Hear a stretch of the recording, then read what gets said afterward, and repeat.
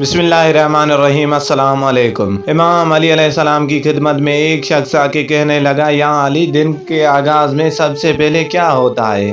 बस ये कहना था तो इमाम अली अलैहिस्सलाम ने फरमाया, ए शख्स, दिन का आगाज़ दो फरिश्तों से होता है। एक फरिश्ता घर घर जाके दुआ करता है और दूसरा फरिश्ता घर घर जाके इल्तिजा। वो कहने लगा, या अली, किस बात के लिए फरिश्ता दुआ करता है और किस बात के लिए इल्तिजा? इमाम अली अलैहिस्सलाम ने फरमाया, मैंने अल्लाह के रसूल से सुना कि सबसे पहले दो फरिश्ते ज़मीन को आते हैं और घर घर जाके देखते हैं जिस घर में कोई ऐसा बंदा होता है जो अल्लाह की मखलूक पर खर्च करता है, अपने अजीज़ व अकारिब पे खर्च करता है, अपने घर वालों की ज़रूरतों को अपना फर्ज समझता है, तो एक फरिश्ता अल्लाह की दरबार में दुआ करता है कि ए अल्लाह, इसके हाथ को कभी तंग न करना, इसकी नेमतों को बढ़ाते रहना, ये ऐसे ही अपने अजीज़ व अकारिब और घर के अफराद पे खर्च कर सके। और दूसरा फरिश्ता ढूंढता है कि घर में कोई ऐसा फर्द तो नहीं जो अपने माल को अजीज़ व अकारिब और घर वालों से छुपा के रखता है, अल्लाह की मखलूक पे खर्च नहीं करता।